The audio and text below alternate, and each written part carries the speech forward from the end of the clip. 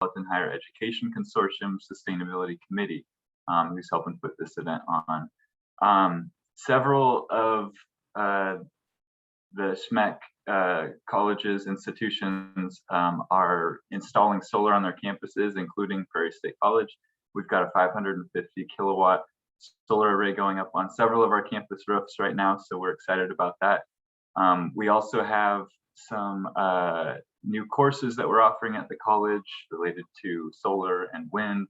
So naturally, I've gotten questions, and I know others of my counterparts at other colleges have gotten questions about how our communities can shift to more solar energy and benefit from solar installations. So that was kind of the impetus for this webinar. We also know that there are a lot of developers and installers who like to use these types of webinars as a sales pitch for their specific services. But we brought in some two really great speakers who are here to just inform you, not to sell you anything. So we're really excited to be offering this, and I'll just go through a couple of things, housekeeping items here before I introduce our speakers. Let's see here. So this presentation will be recorded. We want to allow people who maybe couldn't take their lunch off to attend and offer this information to them as well. We ask, I think by default you're muted, so we ask that you keep it that way. We know many of you might be on your lunch hour, and no one wants to hear everyone chewing or slurping up soup or whatever, so we'll keep that muted. If you have questions, feel free to throw them in the chat box. We'll be monitoring that as we go through, and at the end we'll address those questions. So like I said, we've got two great speakers today who will be talking about two different options for going solar. Christina Snitko is the Energy and Conservation Specialist at Will County. She'll be talking about residential rooftop solar. So one of the options, if you can install on the roof of your house or on your own property. If you can't or don't want to for whatever reason, we've also got Cate York here, the Sustainable Communities Liaison for the Citizens Utility Board. And she's here to talk with us about community solar, which is a subscription service as opposed to an installation on your own property. So with that, I'll hand it off to Christina. Take it away and tell us about residential rooftop solar. Thank you, Joel. Good afternoon, everyone.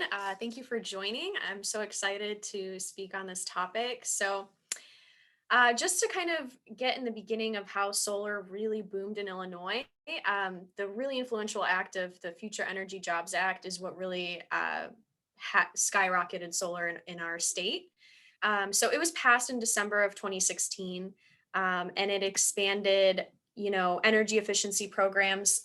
It really just gave a really good incentive to motivate people to install solar and to generate any other energy efficiency measures. The other thing that it did is it required 4,300 megawatts of new solar and wind in Illinois to be installed by 2030.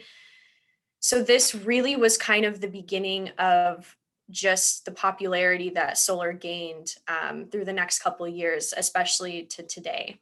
So next slide, please.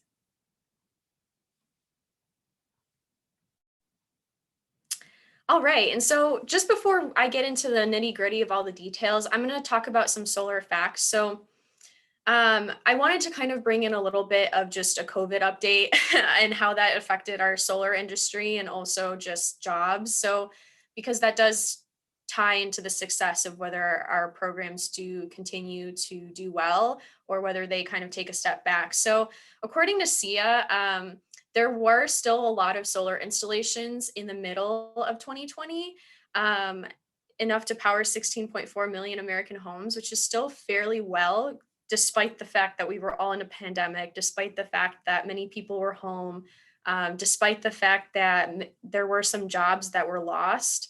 Unfortunately, there were many solar energy or contracting jobs that were lost because of the economy. However, the installation still continued, and solar installation is still expected to grow despite this little step back that we had.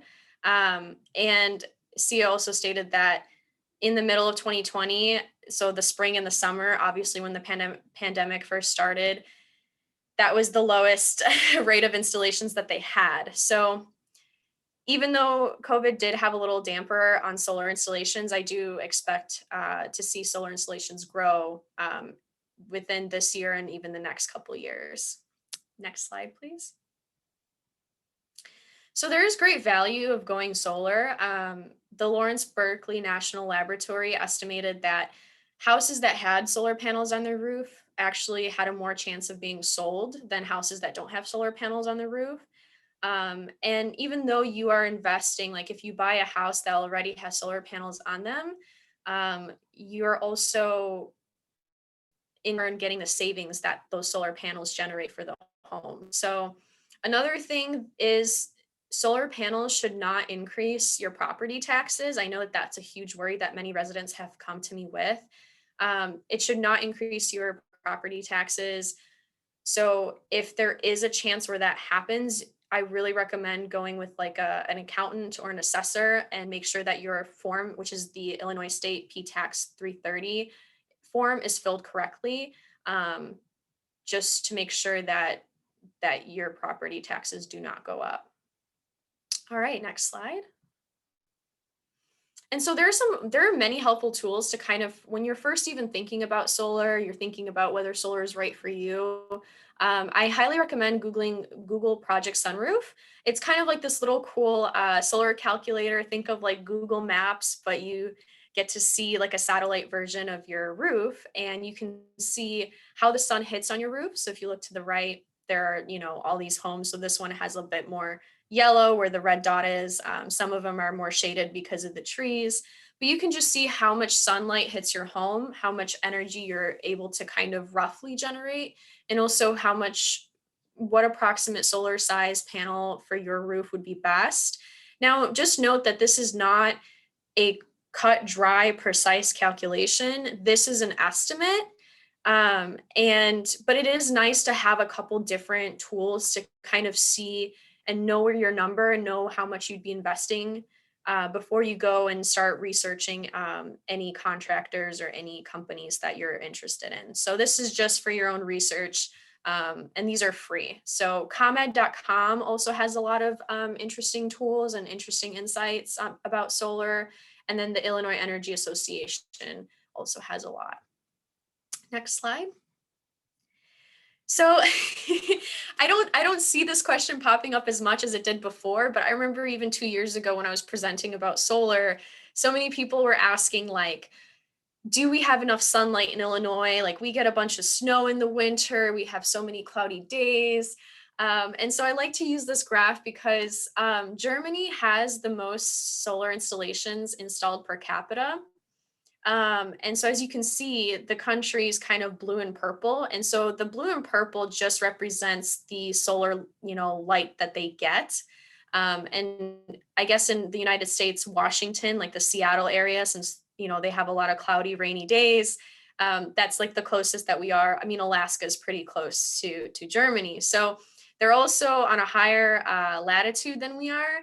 So if Germany can have the most solar installations and do very well, we can too. So obviously, California, Arizona, New Mexico, they have a bunch of the most solar that they can generate, but we're in the green area, which is still considered very, very well for generating enough electricity for solar. Next slide. And so this is kind of just a graphic, a very, basic pictorial of how solar is generated. So the photons that come from the sun, they shine on the solar panel, okay? And so there's a bunch of electrons on the solar panel. And so when the heat hits them, they start to get excited and they start to bounce around, bounce off of each other, which starts generating energy. This energy is called DC power, also stands for direct current. So that's like the raw power that gets generated. And then it goes into an inverter. And the reason that the energy has to be, converted, if you will, is because if we just got DC power, it would fry all of our electric outlets. Just like if you're going somewhere abroad, you know, we can't plug in our stuff into their system. We need kind of like one of those converters to be able to plug into their outlets. So that's kind of the same idea. So the DC power gets converted into AC power, also known as alternating current. And that's just the standard electricity that you get from any outlet that you want to plug in. And so whatever you use directly, and then whatever you don't use, you kind of send off to the grid. And then you also have an electric meter that, you know, kind of tracks how much energy you're consuming, how much energy you're sending out to the grid. So this is kind of just a standard little diagram. Next slide. And so this is another picture of like Google Sunroof, like on a whole community. So where the little red dot is, that's like some kind of community health center or some library. But ideally, when you're starting to look into a solar installation, there's a lot of things that you got to start thinking about at first. So unshaded south-facing roofs are going to be the best case scenario for you. Most of the sunlight is going to be generated from 9 to 3 p.m. You can still have solar panels on east or west facing roofs, but it's not going to be as strong. So let's say you know there's something blocking your south side roof, or there's just not enough room. You can put solar panels on different angles, but you just may need to have a bigger system to accustomed to the loss that you have on your south side roof. And generally it's, you know, you should avoid any any trees or buildings that can shade, because then you're also going to be losing the potential to generate. Next slide. So there are different types of solar array systems. The typical one is this rooftop solar array on the left. This is just a standard, you know, ballast system right on top of the roof. Another option is a ground mount solar array, kind of just right on the ground. You can see the ballast down there. And then I'll talk more about these two on the next slide. So a roof mounted system, this is the most common. I see this on so many residential homes throughout Will County, but even, you know, through anyone that owns a home, this is like one of the most popular options that people go with. So they are installed on a slope. You can also, most roofs are sloped, so usually they just follow the angle of the roof. You are going to have to penetrate the roof a little bit in order to install the ballast on the roof so that it holds. So, you know, most contractors are trained, they're certified to make sure that there's no leaks, that they're sealed correctly. Another thing I also advocate for is you have to also make sure that you consider a couple of things. I've been getting a lot of complaints about critters and squirrels building nests under the solar panels. So there are these things, they're called like critter guards, or like these nets that you can put right under the spacing of the solar panel, just to make sure no birds go in there, no squirrels go in there.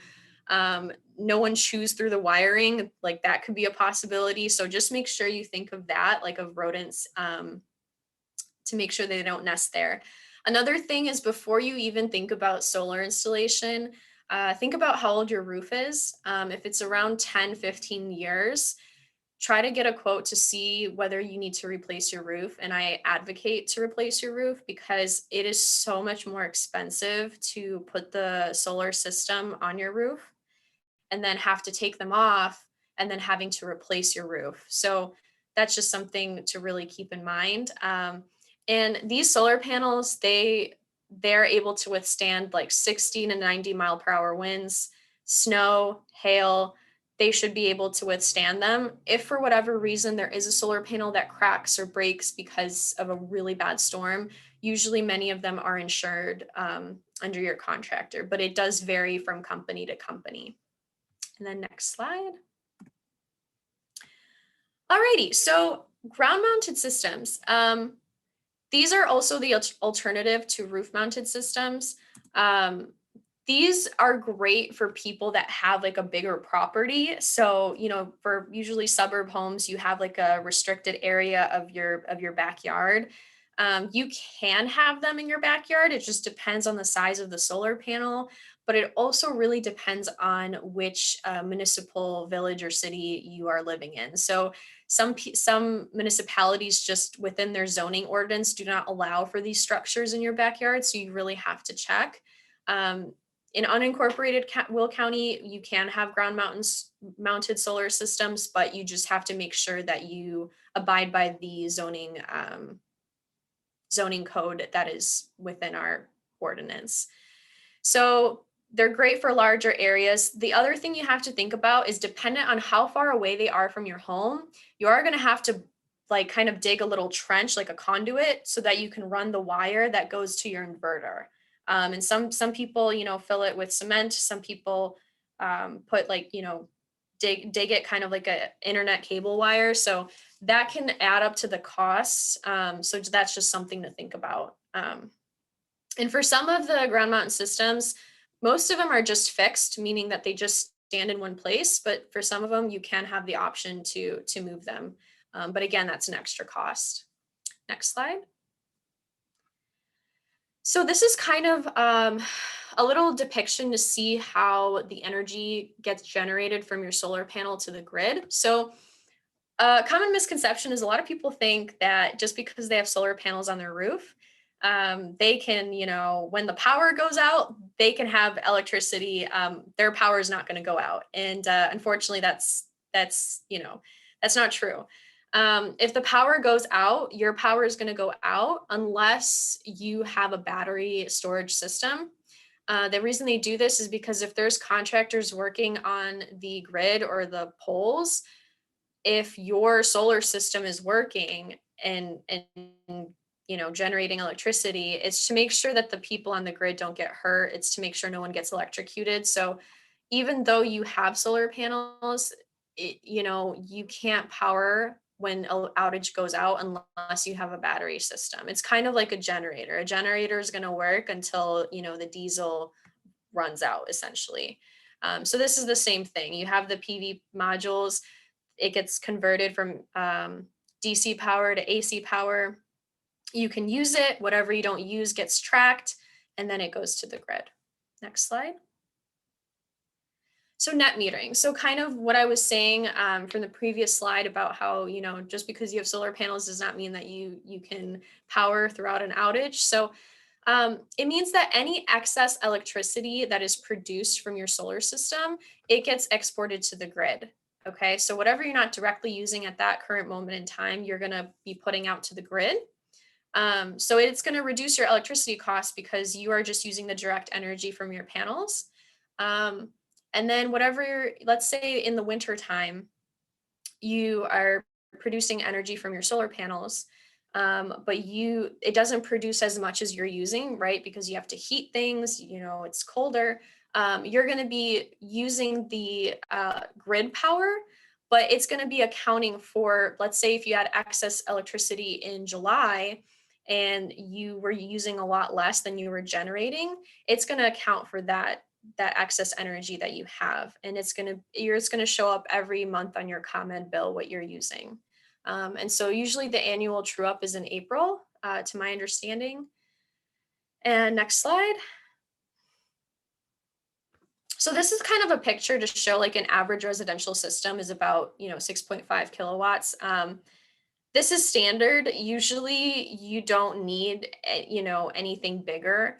It just, again, depends. It all depends on your electricity usage. It depends if you have other things within your home that you need electricity for. So usually the systems that are generated for your home is dependent on how much electricity you produce. Next slide. So this is kind of like the more detailed rundown of how this net metering works. So for example, this is from February to March, and when you have solar, you're going to have this little line item here, and it says kWh from grid. So this means how much are you taking from the grid for your energy? And then you're going to have kWh to grid. So this is how much you are generating from your solar panels and sending off to the grid. So in this case, you are sending more energy off than you are using. And let's say like you use, I need to use like a number, like let's say you use 50 kilowatts of energy, and this is just random numbers. This is not true to usage, but let's say you use 50 kilowatts of energy and your solar panels generate 50 kilowatts of energy. So for the month of July, you use no electricity. Your ComEd bill is never going to be zero. Your electricity is going to be zero because you used what you produced, but because of delivery charges and because of taxes and fees, um, it's never going to be zero. So it'll be like $15 with something. It's going to be small, but it's never going to be zero. And if you overproduce electricity, ComEd's never going to like write you a check for overproducing electricity. So that's why it's really important to size your system true to the electricity that you use. Next slide. And then that's what I'm showing right here. So net metering, excess gen, rollover. So let's say you use less electricity than you use for July, for August, and for September. It's going to keep a track of how much electricity that you have that you overproduced. So this is for in this instance, but like month per month, you'll know what your, let's say, rollover is going to be. And so this is just showing the net metering supply, the circle right here, your net metering charges. So again, your bill is never going to be zero. That is the rollover credit. And yeah, so I think that's everything I wanted to talk about in this slide. Next slide. Yep, the credits. Okay, so kind of what I said in the previous slide about making sure that you don't overproduce. Like there are going to be months you're going to overproduce. Where in the couple of slides back, I had up to 110% is what ComEd will take. The reason for that is because let's say if you overproduce an extra like 50%, you're just losing money, you know, especially if you're paying for like a system of the size. You want to make sure that you size it to what you use. So a huge thing I recommend before you invest in a solar panel is making sure that, you know, your home is as energy efficient as possible. So most of the lights have been converted to LEDs. You have energy efficient power strips so that they're not sucking energy when you're not using those appliances or tools. ComEd and NICOR have so many wonderful programs that you can take advantage of. They do free assessments for your homes. They're free because every month on your ComEd bill, you pay a small percentage towards the ComEd energy efficiency program. So they will come out, they will do an assessment on your home. And if there are some lights that haven't been replaced, they'll give you free lights. They'll give you free power strips. They can also give you tools on like what kind of dishwashers or dryers or installation methods you can take advantage of. So I highly, highly recommend to check out those resources. Next slide. And then this is the Illinois Solar Rights Act. So this act is very important, and something to keep in mind is that homeowners association cannot prevent you from putting solar panels on your home. Okay, so you know if someone comes knocking on your door and says you can't put solar panels on your home, that's false. You can. However, municipalities can dictate where you put your solar panels. So solar panels is allowed. However, they may say you can't have any solar panels on the north facing side of your roof. So you can only have them up to the south. Some ordinances restrict having ground mount systems on your yard because of, you know, how they look or whatever. So no one can prevent you from putting solar in your home. However, there are some details and jurisdictions that you have to follow to make sure you abide by wherever you live in. Next slide.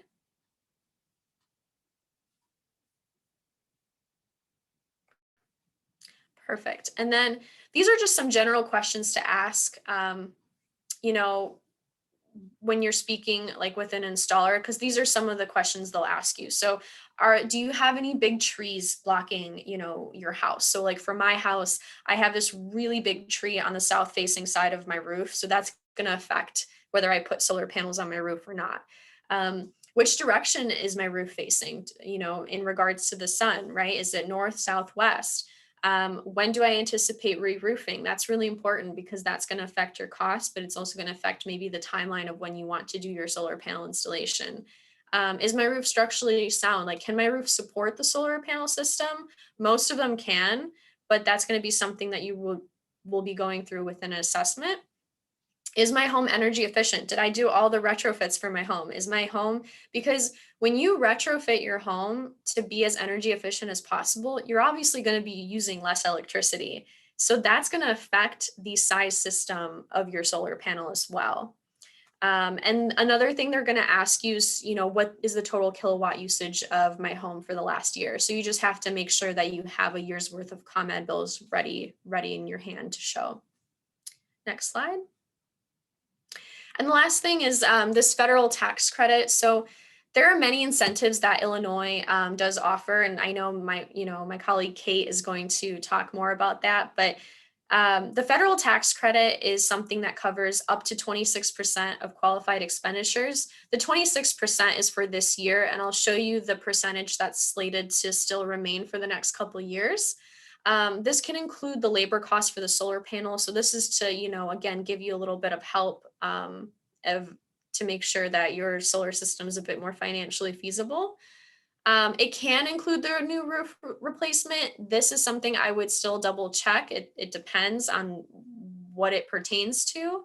And this is one of the forms to fill out. I do recommend to make sure to do these like tax forms with a auditor or an assessor first, like for the first couple of years, just so that you're filling them out correctly. And then for the next couple of years, if you feel confident filling those out by yourself, then you can do that. Next slide. And this is the federal investment tax credit kind of, funds. So this money gets refunded by the government of the United States. And so it was actually estimated to completely run out by 2022. And they renewed it in January of 2021 this year. So for all of 21, it'd be 26%. For 2022, it'd also be 26%. And then for 2023, it'd be 22%. And then by 2024, again, it's estimated to run out. So we'll see. Usually, usually things get refunded. So I don't know what to expect by 2024, but this is a fairly good credit to take advantage of. Next slide. And I'm going to hand it over to Cate now. Thanks so much, Christina. Thank you so much to Joel and Alessandra as well. So excited to be here and to have this chat with all of you. So for anyone who maybe some of those issues that Christina went over so thoroughly, maybe you realized you might have shading issues in your roof, or you might, not own your home. Community solar is a great option for folks who aren't able to get solar panels on their properties. So I'm going to go through that. I did want to give everyone, I'm pretty sure everyone is familiar with Will County, but I wanted to give everyone a little update on, or a little overview that is, of who CUB is, who we're representing today. So we're the Citizens Utility Board. We were created actually by the state, by the Illinois General Assembly in the 80s in order to advocate on behalf of residential and small business utility customers throughout Illinois. We are not a state organization, though. We receive private funding. That's how we keep alive. But we do have this state imposed mission to uphold the needs of those customers. This applies to state regulated utilities. We don't have a lot of jurisdiction when it comes to like municipal water or telecom, because telecom isn't regulated at the state level anymore. So we really focus on like ComEd, NICOR gas, and other parts of the state, Peoples Gas, North Shore Gas, and Ameren, Illinois. And so we represent ratepayers, that is utility customers, those who pay rates before the Illinois Commerce Commission. That's the state agency that regulates those utilities. We also represent customers in the General Assembly. We advocate for better consumer protections in legislation, and we occasionally do get involved in litigation before the courts. We have a free consumer hotline that anyone can call if they're having problems with their utility company. This also includes problems with your alternative energy supplier. This includes questions you might have about solar companies now, issues you might have trying to access some of the benefits that Christina mentioned in terms of energy efficiency, those kinds of things. We're happy to talk to people about what they're, what's available to them as customers, and also to file complaints if there are problems. We do ask though that you reach out to the company first before reaching out to us, but if they are giving you a hard time, please feel free to call that hotline. And just to read it out loud, it is 1-800-669-5556. And we staff that Monday through Friday from 9 to 4. And we have a ton of materials on our website, citizensutilityboard.org. But I also wanted to highlight that we created a special educational website with information about community solar specifically, and that's at solarinthecommunity.com. What I really like about this website is we created a community solar offer comparison chart where you can look at the different offers we have identified through what's called the Illinois Shines program, and I'm going to talk a little bit more about what that means. But we created this comparison chart where you can kind of go through and see what the different companies are offering that we've seen emerge on the market so far, and try to inform your decision if you want to sign up for community solar.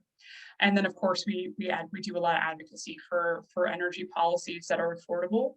I didn't mention it here, but a lot of the work we do is also outreach. So what we're doing today, talking to all of you, hopefully providing some good information, but we also meet pre-pandemic. We used to drive all over the state. Now we do it virtually, but we go everywhere to talk to people about their rights as utility customers and how to take advantage of these programs. Oh my God, I just lost my train of thought. But that's kind of just a brief glimpse into what we do at CUB. Next slide, please. Oh, I remembered what I was going to say. I was just going to say, you can keep it on this slide, but anyone, if you were interested in getting, we do a free service where if you want to send us your utility bills, we can identify ways that you might be able to save. It's a free service. We can either meet with you individually, we can call you, or just email you tips. So you can either send me an email. I have my contact information at the end of the presentation, or email ubc@citizensutilityboard.org. And I think we're going to include that in the follow-up items, so don't worry if you didn't write that down. Okay, so brief note just to kind of conclude some of the points that Christina was making. So when it comes to paying for rooftop solar, there are a number of different options. You can either pay upfront for the panels. So the average residential system is about $20,000. It might be less, might be more, depending on your household's needs. But that's a lot of money. A lot of people don't just have that sitting around. You can finance the cost of your panels. There are a number of, there are a number of options there in terms of different types of loans you might be eligible for, and different types of programs. And I'd be happy to follow up more with anyone interested. And I think we have a couple of links to share after the presentation as well. Even though it sounds like a lot of money, paying up front actually does provide the greatest amount of financial benefits over time for the homeowner, because you, as the owner of the system, you get that federal investment tax credit that Christina described. You get utility net metering. So that's the pictures of the bills that Christina went over, where you're actually getting credited on your ComEd bill for all the energy that your panels are sending to the grid. And you get to take advantage of any state incentives. Now, we don't have a state incentive program that's active currently. The program went on pause last December, but there are state legislative efforts to renew that funding currently. So there is a very real possibility that we might extend that state incentive program. And when we do extend it, if you own the system, you'd get a substantial amount of money through that state incentive program. So those three incentives are the reason it's a really good, or I should say two incentives. The federal and state programs are a really good reason to own the system, either by financing or paying, upfront. Now, the other two options that you have, if you aren't able to make an upfront payment or finance the cost of your panels, are to sign up for what's called a power purchase agreement. And I don't have to go too much into detail about what exactly that means today, but just essentially what you're doing is you're not making a fixed payment every month. You're paying the owner of the system, so the solar company, you're paying them for the energy that your panels are sending to the grid. I should say their panels, the panels that are on your property, you're paying them for that energy that is produced. You still do get utility net metering with a power purchase agreement, so it's still a financially lucrative option. It's just not quite as good because the owner of the system, you know, the solar company, in the case of a power purchase agreement, the owner of that system is getting the federal and state incentives. So that's gonna, you know, benefit them. And then you're, you know, still subject to ongoing payments to that company. And then of course, the final option is a lease. And that's where you would be paying a fixed monthly amount for your system. And you'd still be getting those utility net metering credits. So you'd still be getting some financial benefit, but you would have to pay that fixed amount to that solar company every month. Next slide, please. So a little bit more about solar financing. You know, the idea is you would want to finance the cost of your system after the incentives are deducted. So there are some credit unions that offer like bridge loans, where you know, it takes a little while. If you want to take advantage of the federal tax incentive, obviously, you know, if you install the system in May of 2021, you would have to pay for that system, and you wouldn't get the federal incentive until you filed your taxes, you know, the following year. So there's a little bit of time there that you would want to be, you know, covered under that bridge loan, which would be likely a lower interest rate for a higher amount that you would owe on your loan. And then once you received that federal investment tax credit with your taxes the following year, you know, the terms of your loan might change. This is a great way for homeowners who want to invest in systems who are expecting substantial incentives coming in, you know, within a year after they install the system. So this is a great way for people to take advantage of that and still be able to own the panels. Again, you know, we don't know what the status is of the state program yet, but you know, we should know within the next month, which is the end of the Illinois legislative session, what's going to happen. Next slide, please. And I also made a note there that it's a good idea to ask your installer, you know, what kind of ownership options they have, because a lot of installers work with credit unions, so they have a special loan option. But they don't always lead with that because they want to get you on a lease or a power purchase agreement because that's more financially lucrative for them, and it's a lot less of a headache. It's an easier sell. There's no upfront cost. So it's a good idea to ask your installer about ownership options just to see what they have available. All right, so for those folks who rent, who might be in an apartment or rented house, or who have shading issues on their property, or just don't have the funds to go solar, you know, that presents a problem when it comes to maybe getting a rooftop system or a residential system. Next slide, please.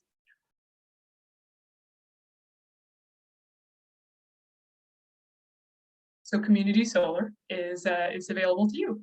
So the way community solar works is a solar company will build a solar system, solar array, solar garden, somewhere in your electric utility territory. Now that's really important. It has to be built in your electric utility territory. So I'm assuming ComEd, for those who are tuning in today, it has to be built in that territory because you are going to be receiving credits from ComEd the same way that Christina described as you would for a rooftop system. You'd be receiving those credits on your ComEd bill only in the supply section of the bill, so only in one portion of your bill, but you'd be getting those credits nonetheless. And so you'd be getting net savings on your electric bill in exchange for subscribing to a portion of that community solar project. So you can see in this graphic, you know, it shows this giant panel, or the panels that you would see in my background, you know, those big projects. And you see that like a couple of panels might be part of a subscription for the corner store, a couple of panels might be a subscription for the Smith family, a couple of panels neighborhood school. The idea is different residents or households, different businesses can all subscribe to portions of the larger project that covers their electric usage, and then get those credits in exchange. Next slide, please. So again, you know, this is kind of a typical, what would look like a utility scale or community solar installation. And if you want to press the, yep, you're not living underneath them, right? So you're not getting the same way you have with rooftop solar. You're not getting those direct benefits of using that electricity from the sun at your home. But that energy is going to the electricity grid, and therefore you're getting those credits on your ComEd bill. Next slide, please. So there is a state program that I mentioned in the context of the rooftop solar incentive from Illinois. The state program for solar in Illinois also included lots of incentives for community solar projects. So the state of Illinois, through this program, actually funded 112 of these community solar projects throughout the state. And in ComEd territory, there were the most, ComEd had the most of all the installations, 78 projects in ComEd territory. I say ComEd had them. ComEd doesn't own these projects. They're just located in ComEd territory. So it's what's called interconnected to the ComEd grid. They're, you know, connected to the ComEd grid essentially. So that means that, that there's a lot of different projects to choose from as individual ComEd customers. The projects do not have to be located anywhere near you as long as they're within ComEd territory. So they can be out in Rockford and you can still subscribe. Next slide, please. So a little graphic of how it works again. So obviously the sun shines down, produces solar energy when it hits the panels. The panels send that energy to the grid, and then that energy gets dispersed to whatever folks are using it near those solar panels, right? So you might not be one of the people who are actually getting that solar energy. Nonetheless, because you're a subscriber to that community solar project, you are getting a credit on your bill. So the electrons that you were actually using in your home might not have come from the project itself, but because the project is in ComEd territory, ComEd has to credit you for the energy that your subscription sent to the grid. Next slide, please. So how does the billing work? And this gets a little bit complicated. So if anyone is confused, I do not blame you, and we can talk about it if you want to talk about it more. So on the left, you can see kind of without community solar, maybe this is just an example, right? This is definitely not a price quote for anyone. But you can see maybe the total owed was something like $109. Okay, just a random number. You know, typical electric bill is probably around $100 a month. So let's say it was around 109 one month. If you had subscribed, this imaginary person had subscribed to community solar for that month, they would have gotten, perhaps depending on their subscription's solar production for that month, they would have gotten maybe $50 in credits on the supply portion of their ComEd bill. So that instead of paying ComEd $109, they might pay ComEd $59 because ComEd gave them that big credit based on their subscription. Now, that doesn't mean they're done, right? It's not that their bill went down $50 and that's it. They're still gonna have to pay the community solar provider for that subscription. They have to pay their subscription fee. But what they pay that solar provider is based on what their portion of the solar panels produced. So if their solar panels produced a lot, you know, they would have more energy that they would be responsible for paying for. But then they get that in credits on their ComEd bill. So in this example, the customer got $50 in credits on their ComEd bill. And so technically they would owe that community solar provider $50 in credits, right? But then they wouldn't be saving. So what's the point of signing up for community solar if they're not saving? I mean, they're still supporting solar, which is nice, but you know, it'd be nicer to get a financial benefit. So what a lot of these companies are doing is they're offering a percentage savings guarantee. So that means that whatever you got in credits, they're going to charge you a discount on your solar provider bill. So you got $50 in credits. They're giving you maybe a 20% discount as an example. So then you end up paying $40 to that community solar company. So yes, you had to pay 2 separate bills, but overall, you saved $10 that month. And I do talk to people and they say, nah, I don't think it's worth it. Saving $10, what's the point? Well, you're helping to support the solar economy in Illinois, so that's really nice. But also, $10 adds up, right? These contracts tend to have longer terms because we have longer term renewable energy goals in Illinois. And so they tend to be 15 to 20 years. But in that term of 15 to 20 years, because you have that savings guarantee, you could save something like $1,000 to $2,000 over that term. So it ends up being pretty lucrative over time. It's not going to be as lucrative as a rooftop or a solar system installed on your property. As Christina discussed, there's lots of incentives that make that a much more financially beneficial decision. But for anyone who can access rooftop, this is a great way to have a savings guarantee and make sure that you're actually saving while helping to support solar. Next slide, please. So how do you sign up? So there are 2 different community solar programs in Illinois. The one that I've been talking mostly about in this presentation so far is called Illinois Shines. That's the bigger solar program in the state, but I do want to take some time to highlight Illinois Solar for All. It's a smaller program, but it creates really great benefits for those who qualify. So Illinois Solar for All actually has several different sub-programs.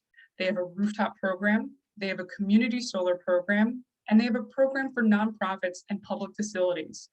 And the requirement for anyone participating in these programs is that they have to be low income or income qualified, or they have to be a nonprofit or public facility that serves a low income or income qualified population. And so the goal of this program was to extend the benefits. Lots of times when we talk about solar, the people who are able to access solar are the people who have a lot of money, right? Because these are expensive systems. So the goal through this program is to make sure that all Illinoisans had access to these programs. Now, unfortunately, the Illinois Solar for All program for rooftop customers or nonprofit customers does largely depend on vendor availability. So it depends on if someone who is a participant in the state program is located near you in terms of whether or not you're going to get project approved. However, I know that there's lots of vendors who are located around Will County, and so hopefully it shouldn't be as much of an issue as we've seen maybe in central or southern Illinois. There aren't as many approved vendors, and so it becomes difficult to access this program. The great thing about Illinois Solar for All is there is no upfront cost for participants, and there is a savings guarantee of 50%. So anything that any benefits you get from participating in the system, you're only charged for half of those benefits. So you get massive savings. And in order to qualify, you do, as a household, have to be at 80% or lower area median income. What that means is there's just income requirements depending on the county you live in. So for Will County, that's almost $50,000 per year for a household of 1. It's about $71,300 per year for a household of 4. And we will be sending the full eligibility guideline chart for anyone who's interested in possibly signing up for Illinois Solar for All. And I should say that these income guidelines are for anyone who wants to sign up for the Rooftop Solar for All program or the Community Solar for All program. So if you're a homeowner, you would want to do Rooftop. If you do not own your home or you rent, you would want to do Community Solar. And you can learn more at illinoissfa.com. Next slide, please. Okay, so here's the larger program I was talking about called Illinois Shines. Now, this is also a state administered incentive program like Illinois Solar for All. But unlike Illinois Solar for All, there is no income requirement to sign up for this program. However, there's also no savings guarantee. So, signing up for this program doesn't mean that you have to be offered savings from the installer, or I should say by the solar company. However, all of the offers we've seen so far through Illinois Shines do offer a savings guarantee. So that means that you are guaranteed to save. And those savings guarantees tend to be 10% savings or 20% savings in the case of community solar on the supply portion of your bill. And you can learn more about this program at illinoisshines.com. Next slide, please. So I just wanted to take a moment to recognize, Christina mentioned this, in terms of participating in energy efficiency programs, that's paid for by all of us, can't talk, on our utility bills. So this is how we make investments as a state in our renewable energy economy, is through these charges on our ComEd, and NICOR gas bills. You can see that in taxes and fees. You're paying into the solar programs under the renewable portfolio standard charge. The zero emission standard is actually a program to support nuclear power plants in Illinois, and energy efficiency programs you're paying in to help support those programs. Now, I should say that, why am I, as a consumer advocate, saying that these are good programs that we all pay into? Shouldn't I be talking about how to keep your bills lower? But in reality, these programs are all very, very cost effective. Well, maybe not the nuclear. I shouldn't be on the record saying that, but we can talk about that separately. I was not involved in that. But I should say, when it comes to energy efficiency and renewable energy, we're paying into these programs, but we're actually getting a lot of benefits over time. For every dollar we invest in energy efficiency programs, we actually save $3 to $4. So very cost effective, means we don't have to invest in extra infrastructure when it comes to renewable energy.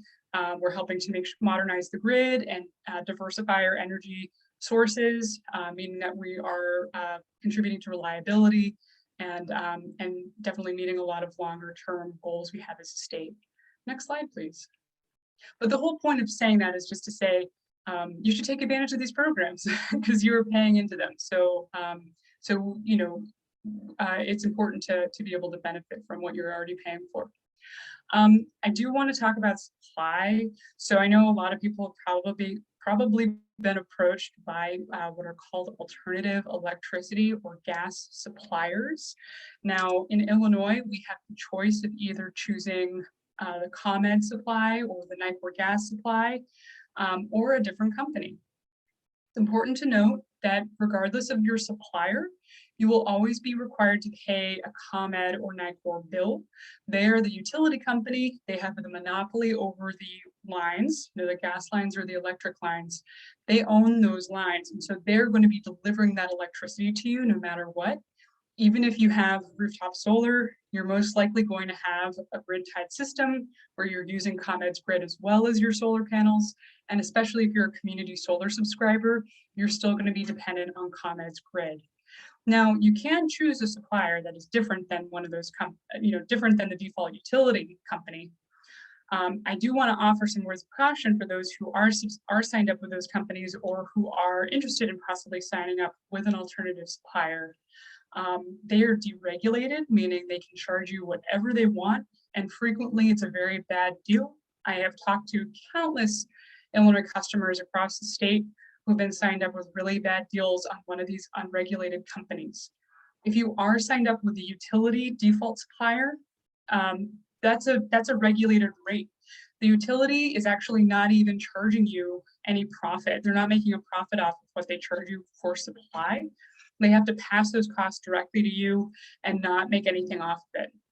That's because it's a regulated utility at the state level. And so that's all above the board process that has a lot of state oversight. When it comes to an alternative supplier, they don't have that oversight. They can charge you whatever. It's often a bad deal. It's especially not a good idea if you do want to either invest in a rooftop residential solar system, or you want to subscribe to community solar. The reason you want to be careful about that is that most suppliers are not going to credit you for the value of the energy that your solar system or your solar subscription produced. So when I'm talking about all the financial benefits that you can get from going solar, you're not going to be getting those financial benefits likely you are not going to be getting those financial benefits if you're signed up with an alternative supplier, because the alternative supplier is not required to fully credit you. So an example like this, and Joel, feel free to, just hit it a couple of times. I think that's it. So in this example, this is one of those alternative suppliers that this customer was signed up with. Now, the regulated utility rate at that time was 7.29 cents per kilowatt hour. The alternative supply price was 13.4 cents. So they were charging this customer almost $20 a month extra just on their bill. And that wasn't actually bringing that customer any direct benefits. It's not like they got more reliable service. It just was an unfortunate situation, and I see this all the time. And like I said, if you do want to sign up for one of these state solar programs, you're really going to want to cancel with your supplier so that you see the full benefit of that program. Next slide, please. So you do want to compare offers when it comes to the company. Now this goes for if you're getting a system installed on your property or if you're subscribing to community solar. Always compare 3 to 4 offers. For in the case of residential rooftop, you can request a free offsite quote from the company, and they can plug in your electric usage, annual electric usage, and look at your rooftop, how much solar exposure your rooftop is getting, through an online mapping system software. And they will, give you an estimate of what they're expecting to charge you. What's great is that when you get a bunch of different quotes, you can make a better decision about what's actually a good price, because so much when it comes to solar systems depends on your energy usage and your solar exposure. So it's hard for me to say, this is around what you should be paying, because it's really gonna run the mill. The same goes for community solar. You should be able to get a quote from the company by giving them your annual electric usage. Now, they're not going to be looking at your solar exposure because you're not going to be getting panels installed at your home, but you are going to be subscribing, hopefully, to offset your annual electric usage. So you can still get that quote from the company. If they are participating in the state program, they are required to offer you a brochure that explains the state program. They're required to offer you a standard disclosure form, which is not your contract. It accompanies your contract, and it explains all the different terms that you're signing up for. In the case of community solar, what fees you'll be charged, what's the cancellation policy, who are you supposed to contact.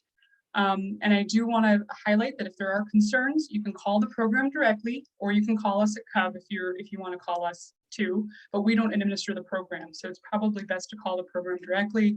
For Illinois Shines, it's illinoisshines.com/resources, and they do have a customer complaint database where you can actually see if there have been complaints from other customers regarding some of the companies that are operating in Illinois.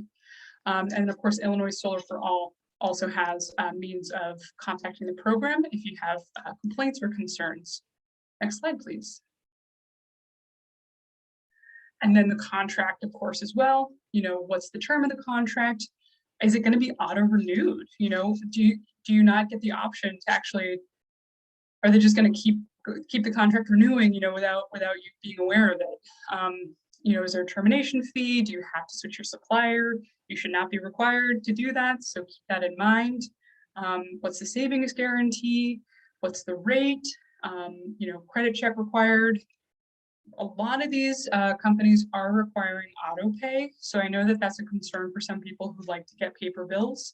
For community solar, because you're gonna always have that payment to that company every month. A lot of them prefer to have paperless billing and auto pay. So keep that in mind if you're interested in signing up. Next slide, please. And this is and you can press forward a few times. This is an example of a standard disclosure form for community solar. And you can see this on this last image here, the estimated savings for this customer were around $2,000 over 15 years. So, it doesn't look like a lot when it's one individual bill when it comes to community solar, but you certainly do see a lot of savings over time. Next slide, please. And then CUB has written a lot of blog posts about different community solar offers. As I said before, solarinthecommunity.com is the educational website we set up. And I want to say again, we are not the program administrator, so we're not going to be able to sign you up, or we don't work with any of these companies. We're just trying to give unbiased information about what these companies are offering in their various terms. Next slide, please. And then here's that comparison chart I was mentioning, where we kind of lay out all the different terms of the different offers we've seen so far, and to hopefully help you make a decision as to which offer you want to sign up for. You can see that all of these offers are including 20% savings guarantees. There are a few offers that aren't listed here that are offering 10%. Obviously, I would rather sign up for something with more of a savings guarantee. But you can see that they all have different policies when it comes to the contract term, when it comes to the cancellation fee, how they bill you. So it's all good to keep in mind while you're kind of seeing what's out there. Next slide, please. And we did create some short YouTube videos that kind of go through all the different things that I said in a more compressed time frame. So if you didn't understand anything I said, I apologize. Feel free to check out these videos or send them to anyone who might want to see a quick introduction to these programs. Next slide, please. And I do want to plug, as I mentioned before, there were some substantial, wonderful state incentives that were available for solar adopters. The funds did run out December of last year. Now, I should say, for anyone who's interested in signing up for community solar, there are plenty of projects to choose from. Those are ongoing offers. For rooftop solar, you're going to have to wait and see what happens if you want to participate in the state incentive program. If you want to make that happen and help and use your voice to let your legislators know that you are interested in extending the solar incentive programs in Illinois, I would really hope that you would check out the Clean Energy Jobs Act. I should say this is coming from Cub, just me. It would create a 100% carbon-free electric sector by 2030. We would have 100% clean energy in Illinois by 2050. We would make important investments in equity and a diverse workforce, as well as investments in communities who have been disproportionately impacted by fossil fuels. So coal plant communities, which are, the closing down coal plants and leaving those communities in the dust. And so the goal is to create better protections for those communities. And of course, also incentivize electric charging and transit to make access to electric transportation accessible to most Illinoisans. There is a virtual lobby day. If anyone is interested, on Monday, I can provide more information, or you can just learn more about the bill at illinoisilcleanjobs.org. Next slide, please.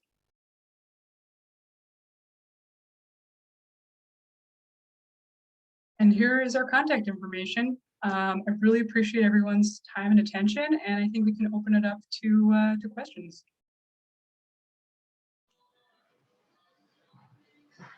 Great, thank you so much, Cate and Christina. Great presentation. So we do have a couple of questions. One question came early on during Christina's presentation, which Cate, you did send a link to, but I wanted to bring it up out loud just in case others had the same question and weren't monitoring the chat box.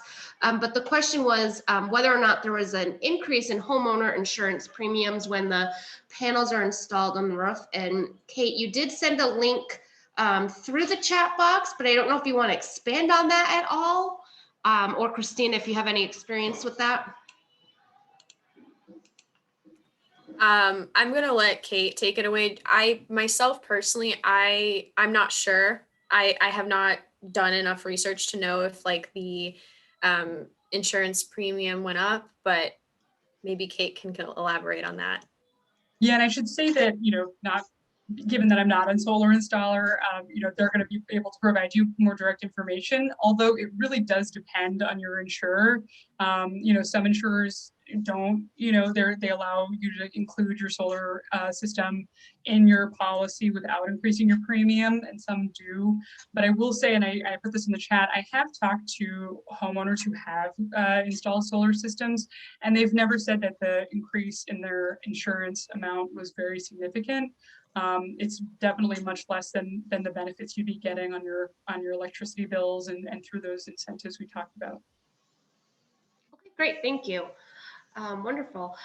So we do have another question. Feel free to continue putting questions in the chat box for us to answer. Again, Cate, you provided a link, but the question was, what is the link for the comparison of the community solar companies? So that link is in the chat box, and we can follow up in our follow-up email, put that link in there as well. So again, if you haven't seen that. And then Cate, you've just dropped in the link for the CUB informational website on community solar. So great, thank you for that. Are there other questions?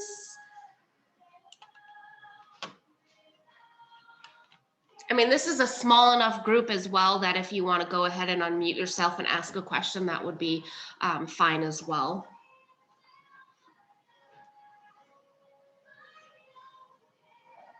Okay. Well, not seeing any questions, we will send a follow-up email. It'll come directly from me. For those of you that don't know me, I'm Alessandra Kumalani, the Executive Director of SMHEC. So you'll see that email directly from me. It'll have a bunch of resources from Cate and Christina. I'll attach a copy of the slide deck as well as a link to the recording of today's webinar.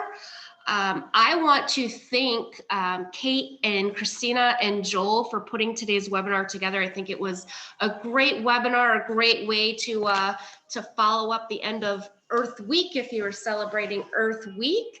And I want to thank all of you for being here today. Joel, do you have any last minute thoughts before we go ahead and let everyone get on with their afternoon? I don't think so. I'd just like to echo your thanks to Cate and Christina. Thank you both so much for being here and sharing your expertise with us.